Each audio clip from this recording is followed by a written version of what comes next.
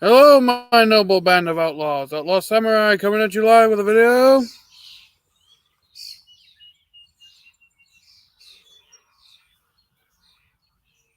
Huh.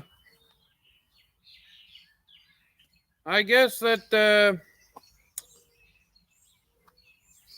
my phone says this won't start for another 4 minutes. Let me just. There we go. That's better. Okay. So, I have a few things in store for today's well, live stream. First of all, we have some full noodles to cut. And I have 3 different swords brought out today. Cold Steel Warrior Osiris Katana, as normal. The Kriegsmesser, but here's something I don't usually bring out. I have out here with me tonight the Cold Steel Italian Longsword. And I know what you're thinking. Outlaw Samurai, out of all the Cold Steel swords and or weapons you have, this is the one you've done the least on. And there's a reason for that. And the reason came from my own ignorance. Now, you may be wondering, Outlaw Samurai, you're perfection incarnate. How can you be ignorant? Also, you may have a pride issue. But in any case, the reason I haven't done much with this is because, quite frankly, I have no clue how to use this sword in the historical context that it would have been used in. When I bought this sword 2-3 years ago, I just really wanted a long sword. I wanted to grow my sword collection. Ergo, I got this long sword. Not realizing that this is not a beginner longsword if you're going to be doing cutting. It's perfect for like doing drills or learning longsword techniques, but it's not conclusive to actually cutting in the traditional sense, in comparison to single-edged curved blades or long swords that have wider, narrower blades. This is definitely a thrust-oriented blade. Very good for half swording and the likes of that. It wasn't until earlier today, when I was inspired by Gargoyle Blades, doing his throwback series on swords that he already had, that I realized that my usual methodology, for lack of terms, is buy sword, unbox sword, do cutting video for sword, and then do review of sword, and then just never feature the sword again unless I'm doing a comparison video or I'm just doing a random cutting video because I feel like it. And I chose that sword. So I am going to go back to do kind of these throwback reviews. I've already done the throwback review for this sword, and it's going to be a long one, almost 40-ish minutes long. So keep that in mind, that these throwback review videos, they're going to be full of as much information as I can possibly put into them. They will be long. This will be a kind of long series. I got a lot of swords I need to do throwback reviews for. And I think I have one sword I never really did a proper review of and cutting video for. That's over at my dad's, so I'll need to fix that as well. But in any case, I have figured out how to actually cut with this sword. And if you notice, well, maybe I'll just bring it up here. This goddamn mirror effect is going to drive me absolutely shit crazy. The node of percussion is right here. So the maximum cutting window for this sword is actually near the upper half and lower half of the blade, the middle third of the sword. Because cutting up here is pretty much useless with the blade geometry. And from my thumb and from my fingers down to the guard is pretty much blunt. Here is the only area on this sword that I have been able to get a sharp edge on. And thank you, Gargoyle Blades, for showing up. If you rewind the video a little bit, I gave you a shout out because you gave me the idea to do what I'm calling my throwback review series, where I go back and talk about the old swords I got, because I was watching your video on your Suedo sword, and I've actually figured out what I've been doing wrong when it comes to cutting with this Italian longsword. So, without further ado, don't and probably shouldn't, let me show you what I've been doing wrong. Okay. Cool. Okay. I have always tried to cut with the upper quarter of the blade. That's what you're supposed to cut with katanas and most generally other swords. But because of the overall shape of this tip, it's not conclusive to cutting. However, if I cut lower down on the blade, it cuts.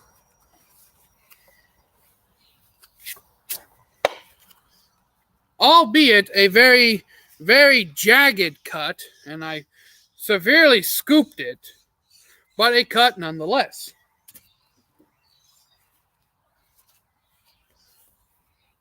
Whereas if I cut with the upper,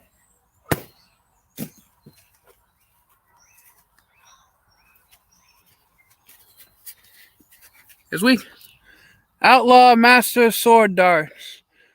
What's up, big fella? Hello, Noel. We were just speaking of how my ignorance in terms of using this sword has affected my judgment as up until now. And as we can see here, there is a noticeable indentation. I wouldn't really call it a cut, but indentation from cutting with the upper third, with the upper quarter of this sword. But as I said, when I bring it down, it will cut. Okay. Although very jagged, we can see here, it has scooped the pool noodle. Not so much cut it, but scoop it. And I did some close-ups in my throwback review with this sword of cutting with it. Might need to sharpen it a touch more, razor sharp stuff, you know. Well, Noel, it's not so much that it's not razor sharp. It does have a sharp edge conclusive for cutting. The problem is in the blade geometry itself. This is not a cut-oriented sword. And what I mean by that is, if we take a look at its German cousin, for example, European swords' cutting range on the blade is a lot different, partially due to them being made of spring steel. A correct gargoyle, but also blade geometry. But if we take a look at its German cousin, for example, we will see that this sword is very much conclusive to cutting because of its wide blade and sweeping tip. Whereas the tip of this sword is very much conclusive for thrusting. The reason being is that the Kriegsmesser and the longsword were made for two different types of fighting. The Kriegsmesser was mainly used on opponents in gambeson or cloth armor. Made to flex, also that one is designed for stabbing. As I was saying, Gargoyle, this is a thrust-oriented longsword. So its cutting zone is from here to here. However, it is also designed for half-sorting techniques, for getting into the gaps of armor. And half-sorting is where you hold the blade with, well, this is actually the murder stroke, what I'm doing now, but you'd hold the blade with, like so, and you'd stab into your opponent's armor. And this was made to stab into the armpit. This particular sword design was made to get through chainmail and stab into the armpits, stab into the neck, stab into the groin, the back of the knees, the places where armor would have gaps and weaknesses so that you could get a sword blade through. Because in the 13th, 14th, 15th, and 16th centuries, plate armor became relatively more available for the common soldier to a degree. Now, not as well quality as like the knights would have. Oh, cool. Okay. Not as well quality as the knights of medieval Europe would have, but men-at-arms, which were hired soldiers, mercenaries like the Landskreuz of Germany, they would have more access in the 16th, from the 13th or 16th centuries to plate armor than they did from the 10th through 12th centuries.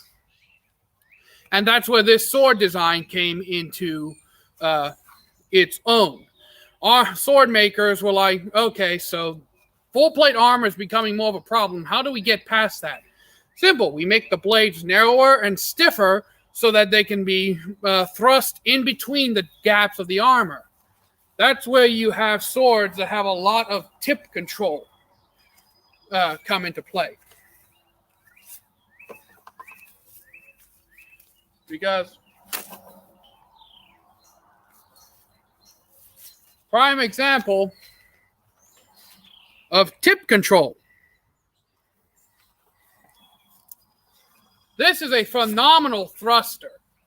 In fact, I'd almost say it was like this particular sword is kind of like if a rapier and a long sword had a baby. I'd almost say it's like a transitional blade from longsword to rapier, honestly. Though it is a misconception that I should address that rapiers can't cut. They can, they just weren't made to cut as effectively as other swords. But yeah, because of my ignorance, I am giving this sword a full-length, proper Matthew Jensen length, by the way, throwback review, and it's all thanks to Gargoyle. Now, I should mention this. The sword that I used in the comparison was the Cold Steel Warrior O Series Katana. Mainly because they are of similar size. They're both made out of 1055 steel. But what I was trying to get across in the throwback review was comparing a sword that is not necessarily meant to do powerful cuts versus a sword that is predominantly used mainly for cutting. And it may have been more accurate to use the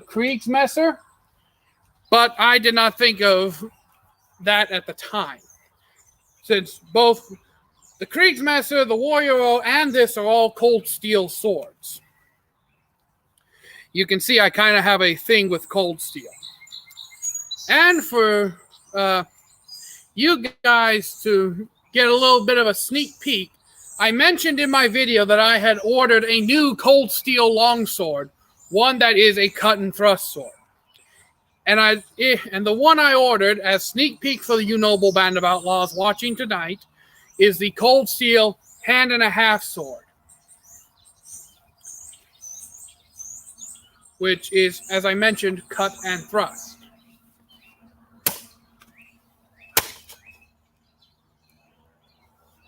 Now, if you have proper edge alignment and good technique, you can get away with it. What I found that helps with cutting with this particular sword is to put your finger over the crossguard's quilling. Now, before any of you say, Outlaw, that's not right or something, just give me a second.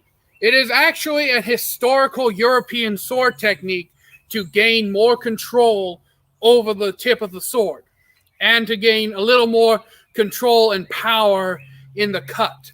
It's mostly done with swords that have complex hilts like rapiers, side swords, basket-hilted Scottish broadswords, and earlier arming swords that actually had a specially designed finger ring that protruded off the guard. Let me make sure I'm all caught up on comments. But I found that it does indeed actually make cutting with this sword easier.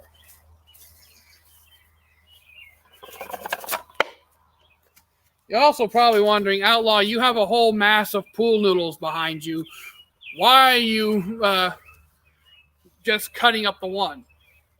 That's mainly because I want to get as much use out of these as I can. These aren't the cheap Walmart $1.07 pool noodles. These $1.88 from Menards, okay? You can get these for $1.88 at your local Menards. Well, that was a failure.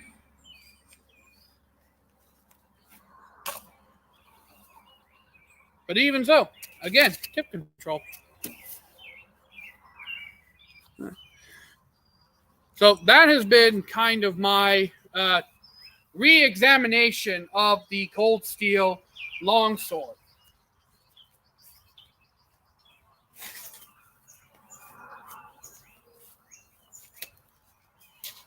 But now that we've seen what the longsword can do, now that I've figured out its sweet spot and where it likes to cut, let's see what other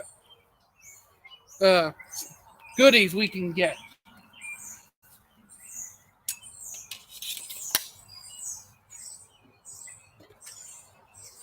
I am actually quite interested to see how the Kriegsmesser will cut pool noodles, since I've never actually cut pool noodles with the Kriegsmesser.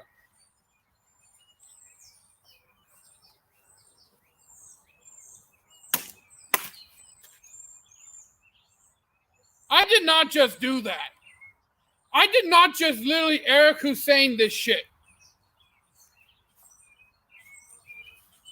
I was like, shwung, shwung.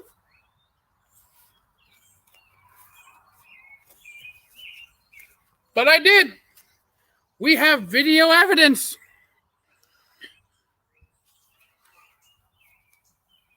I'll say, damn.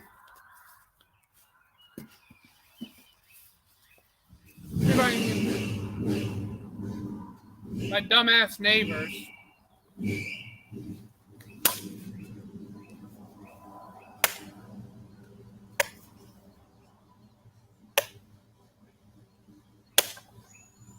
I'm being very cautious not to chomp into my pool noodle stand.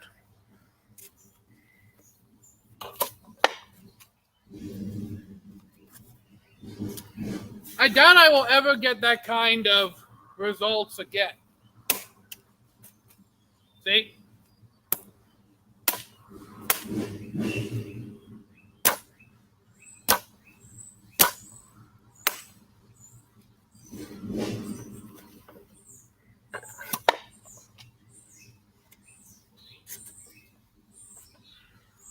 Yeah. Should I keep up on comments? The Kriegsmesser is doing phenomenal.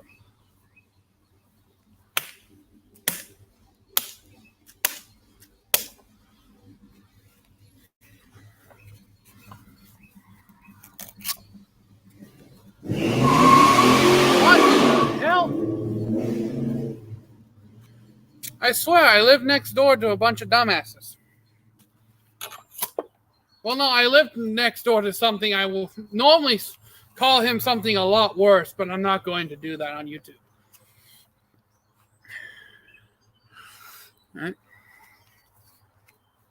Now,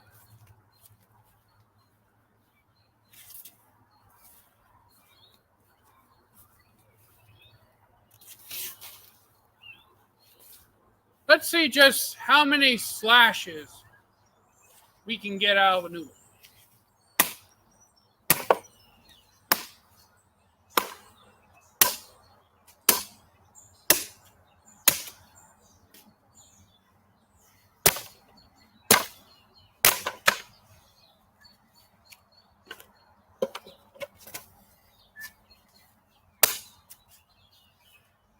It really likes to cut with the tip. I think there's still a slight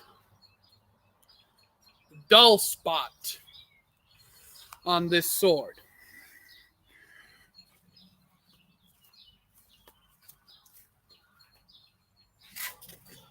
See, I cut the blue one, I cut the green one, and we're cutting another green one. I have about 3 noodles per sword.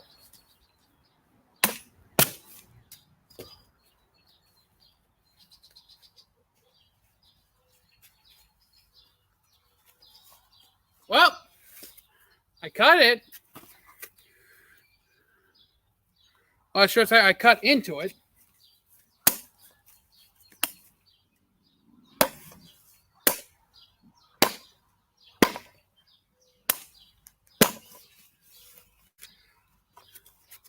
Even when you don't cheap out on the pool noodles, they can be hard as hell to cut. I was like, Gargoyle, you know my pain.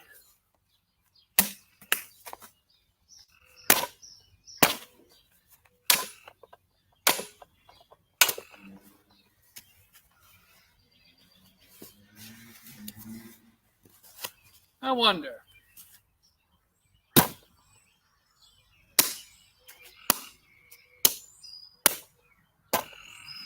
It very much is a tip-oriented cutting sword, this Kriegsmesser. It mostly wants to cut with the latter half of the blade, up here with the upper half, especially here at the tip. Now, it may also have something to do with my edge alignment. I am not entirely sure, but I do know one thing. I'll have to strop this blade because there's some minor surface rust accumulating.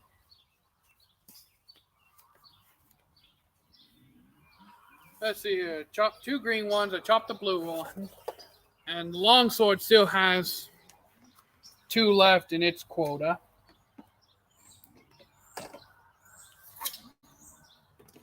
So we're just going to finish up the longsword cutting.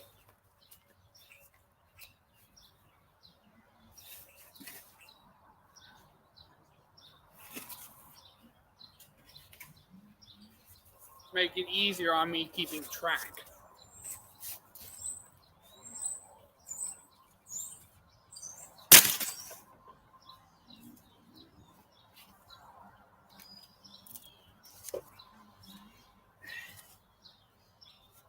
Well, that just caught and tore and, well, it was not very good cutting.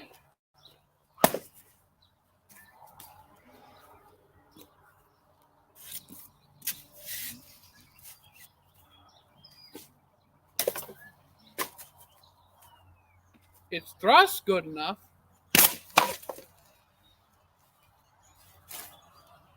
It is extremely good at thrusting. But all in all, not really a cutter.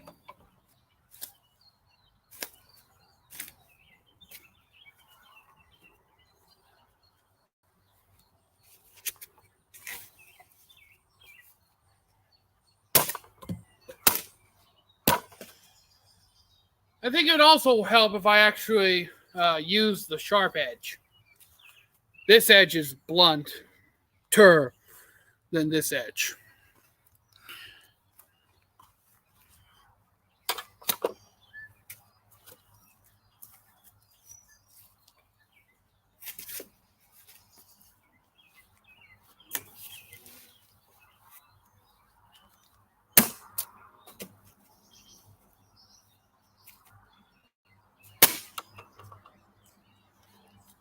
Interestingly enough, this happened to me earlier when I was doing the bottle cutting,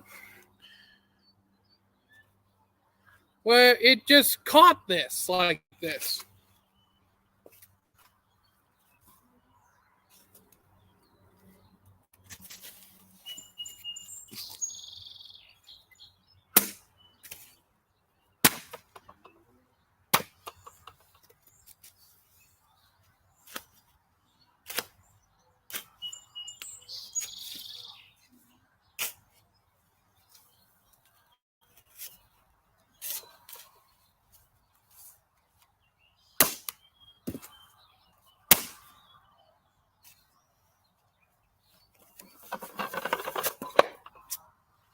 If this was the Viking sword, I would have tried to do a Kun Pao.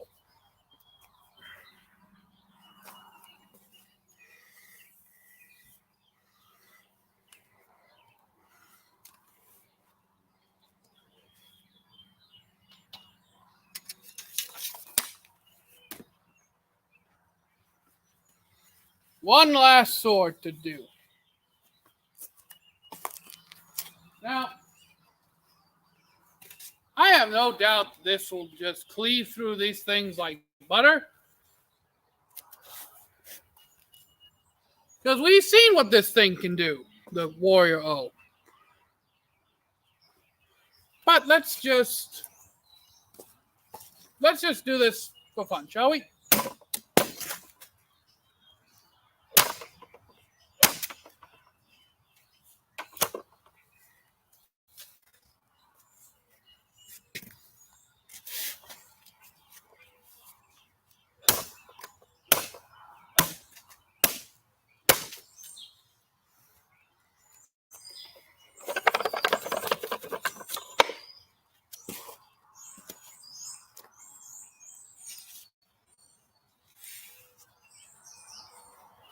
Who knows? Maybe I'll get a double with the Warrior O.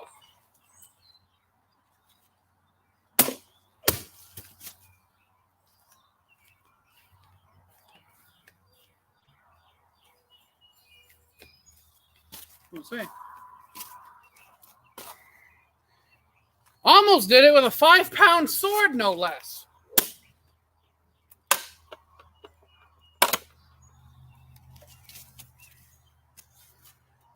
I think that's mildly impressive. What about you guys?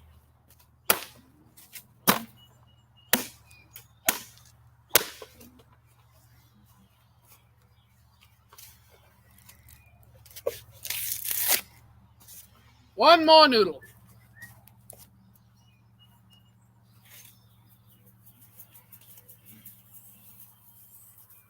May the noodle gods and Eric Hussein give me the elusive double.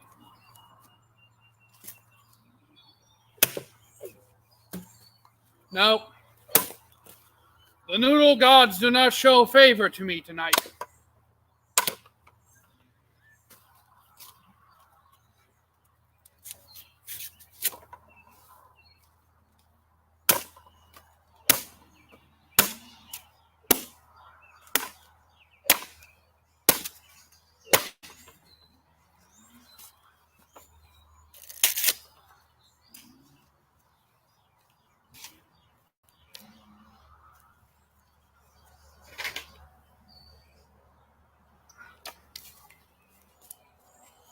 But yes.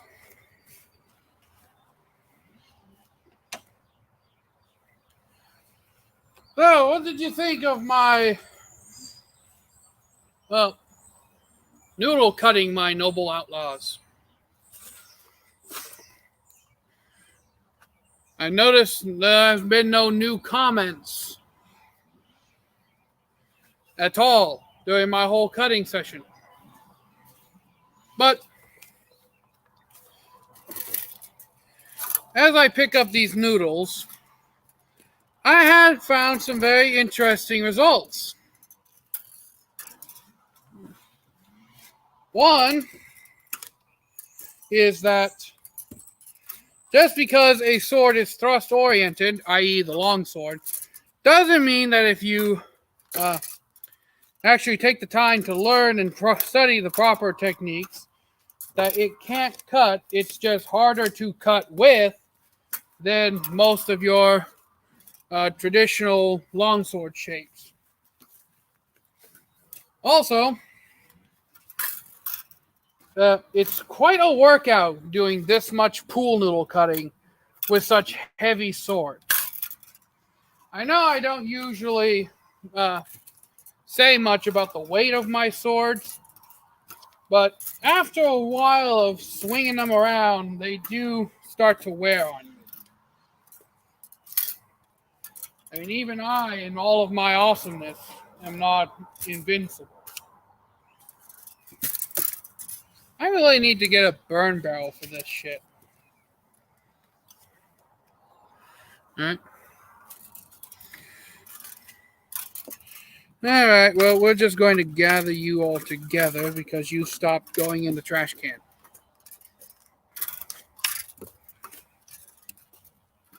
But we can see that there is a clear difference between the two swords.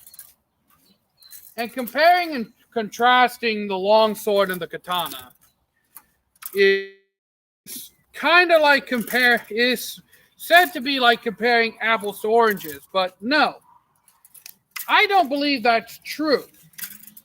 Comparing two swords of similar size, weight, and handling characteristics are two different things, because most people, when they compare the long sword to the classic katana, they're not comparing swords of equivalent size and mass. They're comparing the shorter katana to the much longer long sword, because most katana are actually more arming sword size than long sword size. And an arming sword is basically that one-handed sword you see a lot of knights use in movies and such. Whenever someone's using a one-handed sword with a shield that's double-edged with a crossguard, that's generally an arming sword.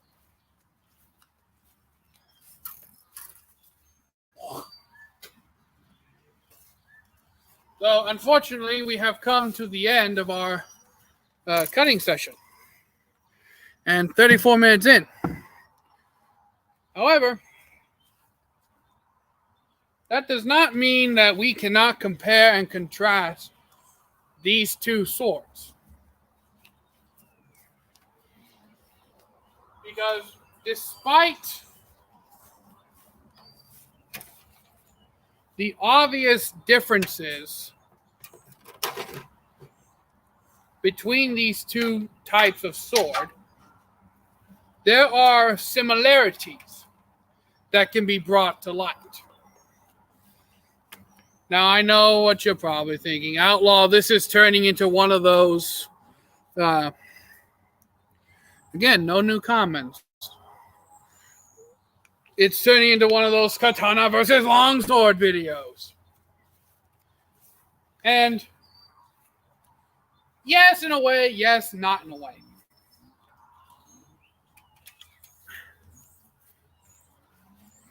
Because of the simple fact that while these two swords are, by their very makeup, fundamentally different in blade geometry, weight, and size, give or take, these are both the same length. They're both 49-inch swords overall. This one is much more conducive to thrusting than it is to cutting. And this one is kind of like a jack of all trades sword. It can thrust, it can cut, and it can slash. While this one can thrust, kind of cut, and kind of slash.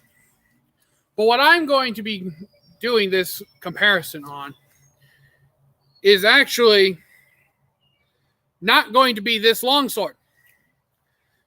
If I was going to do a fair comparison, I'd have to wait until I got my hand and a half longsword from Cold Steel, because it's a cut and thrust sword.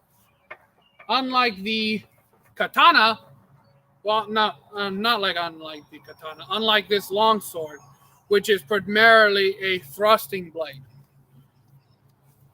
That's the thing that most people don't realize when they want to do the clickbait title of Katana versus Longsword. Oh, Longsword is inferior to awesome ultimate katana sword that cuts through space and time. No. At the end of the day, these are both swords. They're both used to cut, slash, kill, etc. The difference is the type of longsword you're comparing. You can't compare this 14th century thrust-oriented longsword to the katana, even though the O katana is actually a sword that predates the longsword. The O katana style predates the longsword by roughly about 300 years, because the samurai were using these O katana, these almost tachi-sized katana, on battlefields in the Sengoku Jidai and Kamakura period, long before the first longsword was ever invented. So, if we are to do a fair and even comparison, both swords must be made out of the same material. They must both be made in a form of focusing equal parts cutting and thrusting. And they both must be of equivalent size and mass. This longsword feels lighter in my hand than the katana. Meaning that even if I was to swing both of them with just this casual downward swing, the longsword would always hit with less force than the katana. And the katana will even pull me more forward because of its weight than the longsword.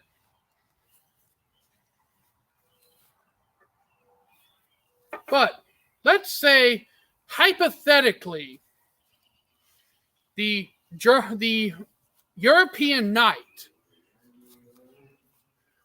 and the Japanese samurai were to meet.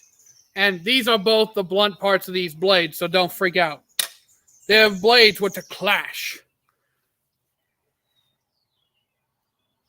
The longsword took more of a nick in its blunt section than the katana did. It didn't even get a scratch. But as I was saying,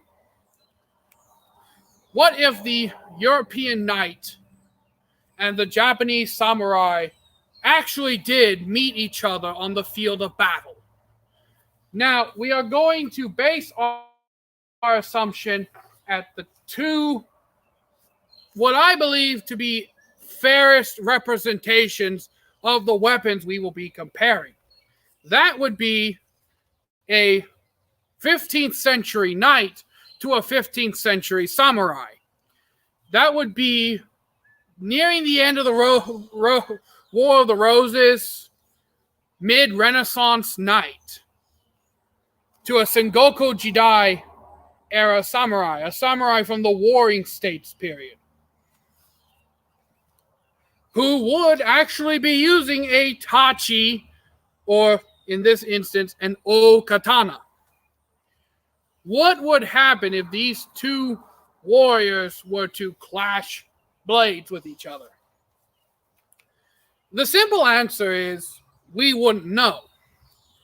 All right, these comparison videos, they compare the weapons, but they don't compare the hands that are wielding them. This is just a piece of steel. If I put it down, unless some dumbass was to just rock over here and here's where I am and just run into the blade, it's not going to do anything to anyone, even if it's not in its saya or scabbard. It's only when you pick up the weapon that it becomes dangerous. And that is actually something that people don't do. They don't compare the warriors themselves. A katana have more cutting surface than a European double-edged sword. Not necessarily, Gargoyle, because if you look at the Alexandria sword, or some of the Type 18Cs, they have more cutting surface than even a katana, and that's not even including the Kriegsmesser or the Falchion, the single-edged versions for Europe. There are more cut-oriented long swords. It's just I don't have one. But if the two warrior cultures were to actually clash their blades together, what would happen? What? There's a donkey eating my grass. But in any case, what would happen? Well, first of all, it would depend on the individual knight and samurai. So for this comparison, both of our warriors are going to be fully trained knights and samurai. They received the best training, the best instruction, dedicated to their respective craft and fighting styles. How would a fight between them go? Well, obviously, the knight would be in a full suit of plate armor that would cover them majorly from head to toe, except for the joints where they'd have natural gaps and or weaknesses in it. A samurai would be in the oyaroi samurai armor, the big boxy frame. True, samurai armor has more exposure than knight armor, but generally speaking, knight armor that could weigh up to about 15, 20 pounds, the entire suit of armor could weigh anywhere from 15 to 30 pounds. Contrary to what most people will tell you, or like the European knights were just tanks that couldn't move. No, their armor was flexibility. It's just that they had more advanced armor technology than the 15th century samurai. And the samurai were actually archers and spearmen, so they needed increased mobility. So their armor was not as protective and all-encompassing as the knights. But both of these warriors have their respected armors and knights. Have their respective armors and their weaponry. Now, the samurai we are going to have in this fight, I'll do a video on it. Go on. Okay, Gargoyle. The samurai in this fight is... give me a second to think. His weapon of choice is going to be the Yari spear, with his katana being his backup weapon. Same with the knight. The knight is going to have a... we'll give the knight a halberd in this instance, with the longsword, again, being his backup. Now, these two warriors would inevitably clash against each other, and through their initial first clash, both of their polearms would break or become unfunctional, and that's when we would get into the sword play. Now, admittedly, a knight actually has a few more options at his disposal with the longsword than the samurai. For one, the knight has two edges on his sword, so even if he swings down and misses, he can bring the sword back up, in most cases, and still have an opportunity to cut because of the second edge. The cross guard allows the knight to be much more, frugal with his strikes, allowing him to use false edge cuts, krum pao, and a whole bunch of other more complicated sword maneuvers. Now, I do feel that the cross guard, while it does give you good protection edge on edge, it's lacking in the forward protection of the hand, where especially fingers and flat. The 15th century, the samurai changed their armor, especially because of firearms. Huh. You know, I was going to say, that's right, Gargoyle, you actually caught something. You actually caught me slipping. Well, say, the samurai did start to change their armor in the 15th century. But in this hypothetical duel, firearms is not a prominent weapon. This duel is more along the lines of the stereotypical armaments that samurai and knights would have.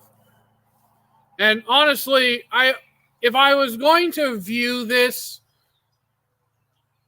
there was a lot of evidence. There's historical evidence that 15th century full plate armor actually was able to deflect and or stop musket fire. So unless the samurai hits them in the joints, I kind of feel like the musket would be null and void against a beveled 15th century breastplate, depending on how powerful the shot. But as I was saying, so the knight has more attack options, basically, has more angles at his ready and disposal than the samurai does. But as I also was saying, the cross guard leaves the sides of the hands exposed. True, you could catch an opponent's blade with the quillons, but there's only so much protection these quillons can offer you in terms of your hand protection. And a fully trained swordsman would realize this, because they would be able to slide their blade down and right there, or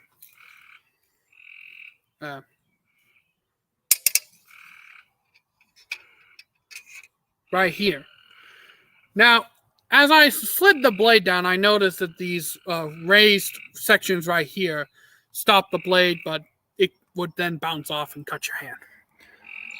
They even made their armor bulletproof.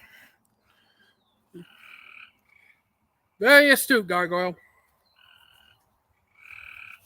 But yeah, the crossguard does not offer side-to-side hand protection. Now, in the case of the katana, true, you don't have the quillons that give you the protection here and here, but you have a more protection against the basic area of your hand. Your fingers are a little more protected, and the sides of your hands are a little more protected than with quillons. And while, yes, performing a quan pao with a katana is difficult, and some tachi had a secondary edge on the back. If you were using a kogarase maru tachi, which is basically like the unokubi zakuri, but instead of having the traditional katana tip, it's double-edged, where the thinning of the spine would be. And if our samurai was using that, then he'd have the same ability of bringing the blade back up and performing a cut. But for this instance, standard shinogi zakuri geometry is the sword that we're using. So he would throw his cut but he would not be able to cut on the rise. He'd be able to bash the sword away and then realign himself. The moment with a sword between European and Japanese are very similar because of human mechanics. All right. And that's what I'm getting to. Because he does not have because he does not have an edge on the back, he would not be able to bring his sword up to cut without having to flip the blade around. But he could bash the knight's blade away and come in for a secondary cut. There are disadvantages to using the katana, and there's disadvantages to using the longsword. However, if both of our opponents are equally skilled, and their swords can do equally amount of damage, what is the defining difference that will make or break this hypothetical duel?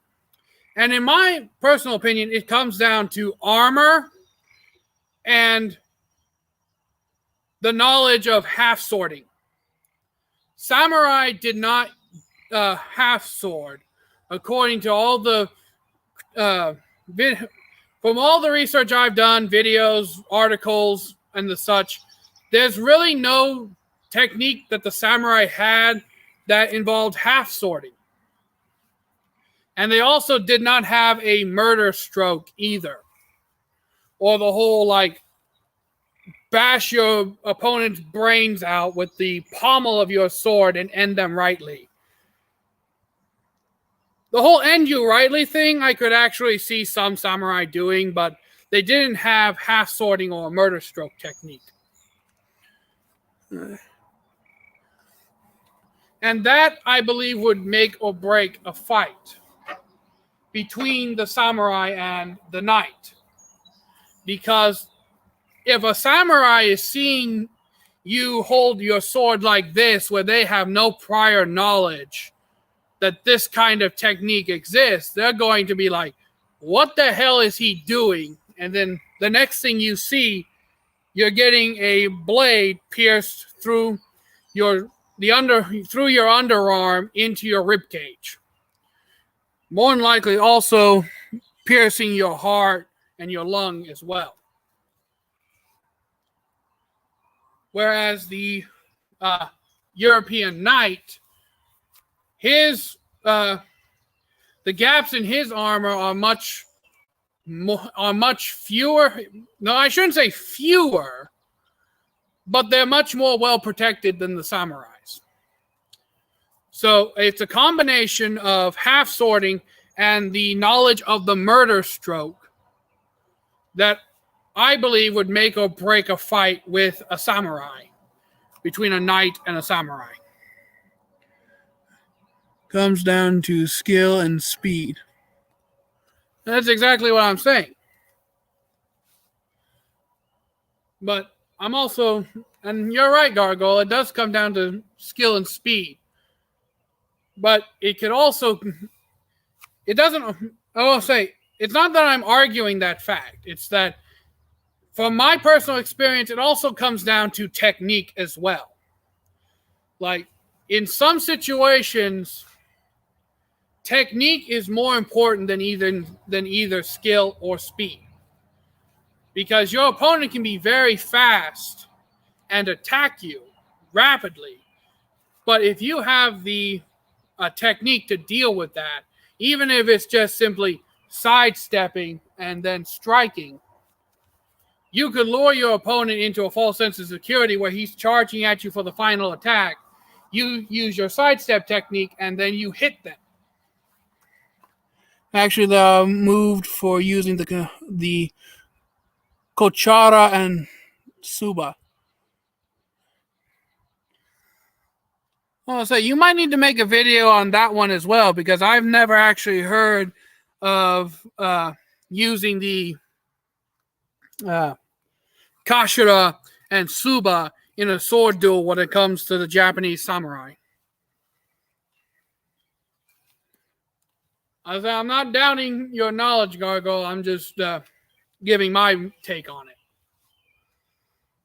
But yeah, I do truly believe that if we were to compare the knight and the samurai, it would come down to the differences, as Gargoyle said, with their speed and their skill, but also, as I'm saying, with their techniques and the versatility of their gear, plus the overall protectiveness of their armor. But let's, for a moment here, take the armor out of equation. Let's say that this hypothetical duel is reset to where there is no armor, and these two warriors met each other on the streets in their street clothes with only their longsword and their katana. Who would win the fight then? Well, it would still come down to skill, speed, and technique. Because he who can strike first and not get struck back will have the advantage. Now, in this hypothetical duel, since both warriors are using cut and thrust swords, and armor is no longer a contributing factor, it's more up in the air in my mind. Where if armor is no longer a factor in the duel, then it's a lot more. It gets a lot more technical to kind of decide who would be a winner, a knight or a samurai. And honestly, the only way any of us would either get this actual answer is if we went back in time, took a test sample where we had 100 well-trained, well-documented knights. And we had 100 well-trained samurai, roughly, give or take. Right? And we had them fight each other and see who won. Like 50 knights won and 40 samurai are dead. So that means knights are better. 60 samurai won and 40 knights are dead. That means samurai are better. That's the only way we will answer this, is if we took an army of knights and an army of samurai, all relatively equally skilled and trained, and had them fight each other and see which army won. Samurai would win. I was like, Gargoyle, we can't root for the home team, okay? We have to be biased in our information gathering. I would want samurai to win too, but honestly, if I had to have a samurai and a knight, if they're fast enough, okay. Well, honestly, if I was going to bet on a samurai versus a knight, and they were both using the weapons and armor at the height pinnacle of their respective technologies, I kind of would be veering more towards the knight, simply because he has more defense against whatever the samurai has, and he has more anti-armor techniques at his disposal than samurai, more or less. And we need to remember that knights were prevalent up until the 17th, 18th, and even 19th centuries. The samurai lost their prevalence after the 18th century. And once the Edo period came into effect, where samurai no longer were living every day in an active state of war and fighting, the samurai of the Edo period, I believe, are personally weaker than the Sengoku Jidai, because the samurai of the Sengoku Jidai were constantly at war, constantly fighting each other, which sparked the warrior culture. Knights were still fighting well into the 17th and 19th centuries, leading up to World War I, as far as I'm aware. The samurai had already been abolished by 1862 or 1872, one of the two. Okay. The way the katana is worn to how the European longsword is worn, the katana can be drawn quicker. Okay. True that the knight doesn't really have fast drawing techniques, but in terms of armored combat, I don't really believe a fast draw would give any real advantage, considering you're not going to be cutting through armor, unless it's gambeson, cloth, or even leather, and maybe lamella armor, but not full steel plate. But yeah, because of the difference between the knights' continued fighting and prevalency versus the samurai petering off from war and battle, if I was going to take a 15th century knight or even a 17th century knight and have them fight a Edo period samurai, yeah, I'm betting on the knight all the way. The Edo period samurai weren't even, in my opinion, true samurai, because samurai were warriors. They weren't just poets and scholars. A true samurai lived by the sword, and he ended his life by the sword. The yari was also designed to separate gaps in the armor. One of these days, Gargoyle, we need to actually do a collab live stream with each other and really talk about this, because I make broad statements and you make precise statements, so it kind of balances everything out. But yeah, but if I was going to have a 15th to 17th century knight fight a samurai from the Sengoku era, I'm not so well decided on that, because of someone who lives their entire life fighting from one battlefield to the next, these two warrior classes always at war in their respective nations would be a lot different than the peaceful Edo period samurai.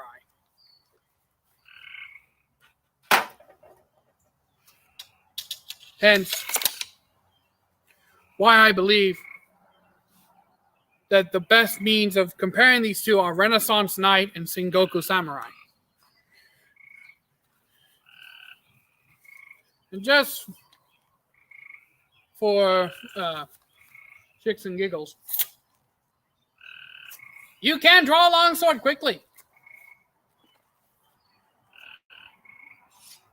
You can even do Noto with a longsword.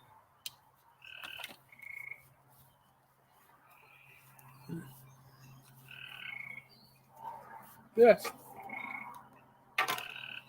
Now, I will admit there was a time in my life where I was full-on weeboo. Samurai would win because samurai are awesome and samurai can cut through space and time with magic katana sword.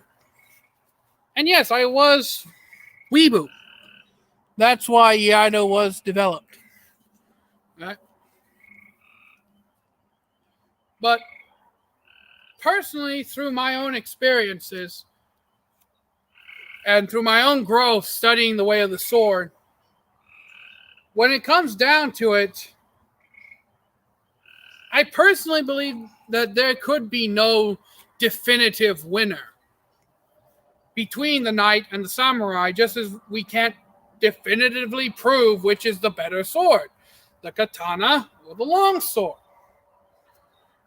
If we were going to compare these two swords, then we would need to compare pretty much everything that was based around them. Every possible conceivable technique, fighting manual, and move that we could think of that can either be thought of or has been documented. We would have to speak with people who have studied this, studied the works of the masters that came before us. Fiore, German longsword, Italian longsword, Kinjutsu, Niten Ichiryu, the one that the Satsuma samurai practiced, which I think was like G10 Ryu or E10 Ryu or something like that. Now, there is only one other possible means that I can think of logically that would get us close to this definitive answer. And that is a HEMA master, a HEMA master, historical European martial arts, that has mastered the longsword, that has studied every possible longsword style there is.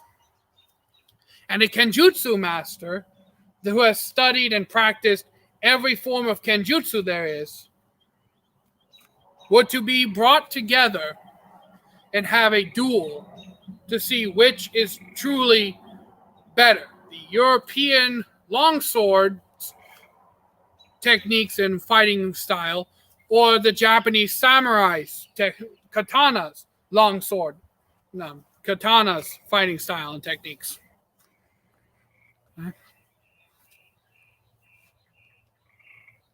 When you really sit down and think about it, it's very hard to just narrow down like, oh, katana is ultimate super sword that cuts through gun barrels and steel, or you filthy otaku. Really, European longsword is superior. I mean, if you really want to get into the nitty-gritty, any sword is good. It's more have to do with who is holding it that makes it great. True, very true, Gargoyle. But if you really want to if this is what I'm going to do if I ever see a HEMA practitioner have an argument with a Kenjutsu practitioner and they are saying which sword is better. Ha! You fools! Kriegsmesser is best sword. Has katana blade with longsword guard.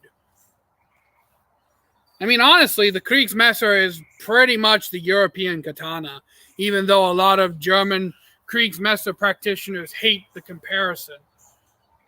But it's basically what happens when a longsword and a katana have a baby.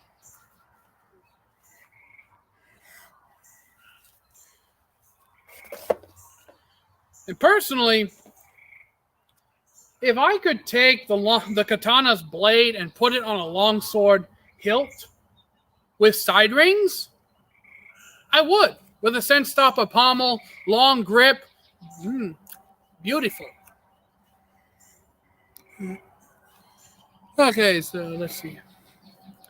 Well, I have basically gone on a full rant and probably annoyed the hell out of all of you watching, or bored you to tears, one of the two. So any of you noble outlaws still watching the live stream, please comment what you'd like to discuss next, or if you have any questions for me regarding anything I've said. I will give you a moment to post that while I make sure I'm kept up on comments. Okay, reminder, get you back tomorrow.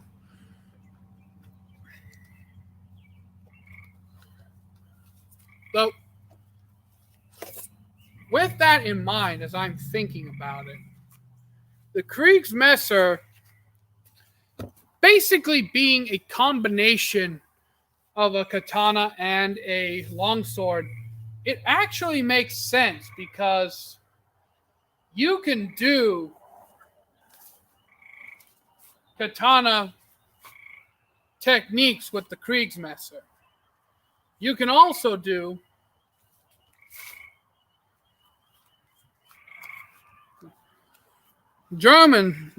traditional German style techniques with it as well.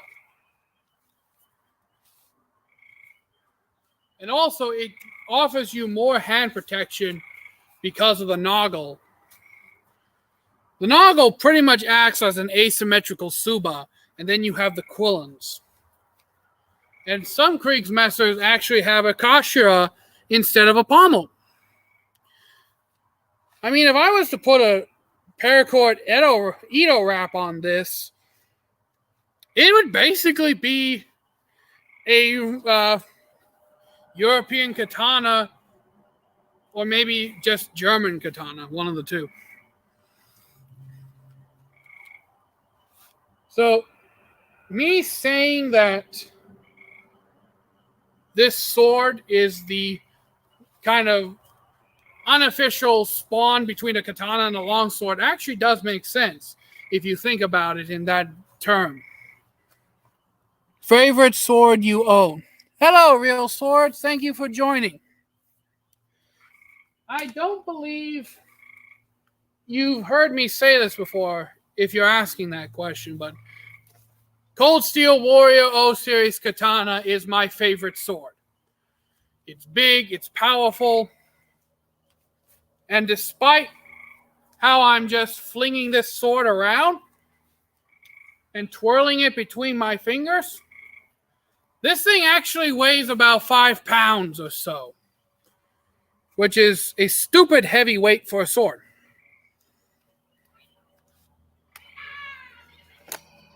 But I can swing it with relatively no real problem at all. Stay. Wow. I was going to say, Real Swords, you missed the entire discussion Gargoyle and me had about who would win in a fight, and also comparing and contrasting the longsword and the katana. The fight was about samurai and knights. Good dynamics. All right.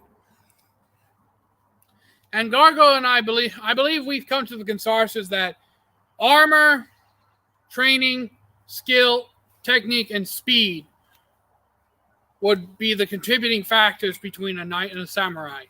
Personally, I said the knight would probably inch out more victories just because of the armor, but if we were to remove the armor from the equation, it's still up in the air with me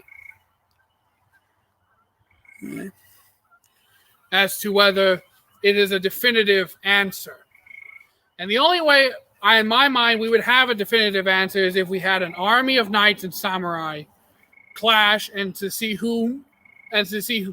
which group has more survivors, or have a kendo master, kendo's a sport, kenjutsu master and hima master who have studied all of the respective forms and techniques of both katana and longsword clash, and see who would win that fight. So yeah. What are your thoughts, Real Swords?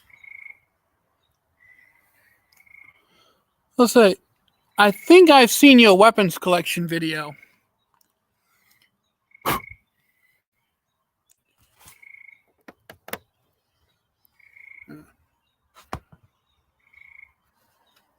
Getting kind of dark out here, so I have to turn my phone light on.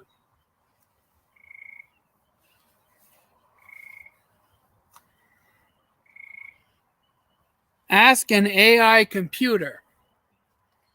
You know, one of these days I might do that. Like, we'll make a video of Outlaw Samurai asking an AI who would win in a fight. Samurai or samurai or a knight. Water and electricity don't mix. This shit turned off and burned it up and started fire. What do you mean? The moisture in the air. Well, as my uncle is concerned about my filming equipment spontaneously bursting into flames, I'm afraid that this is where we'll end the live stream, my noble band of outlaws. I feel like we've had a very productive one. Did some cuts, had some fun. So, until next time, my noble band of outlaws, Outlaw Samurai tells all y'all, be crazy rednecks, be safe in using your weapons. Thanks, Gargoyle, Real Swords, and Noel for showing up. And until next time, I'm out. Peace.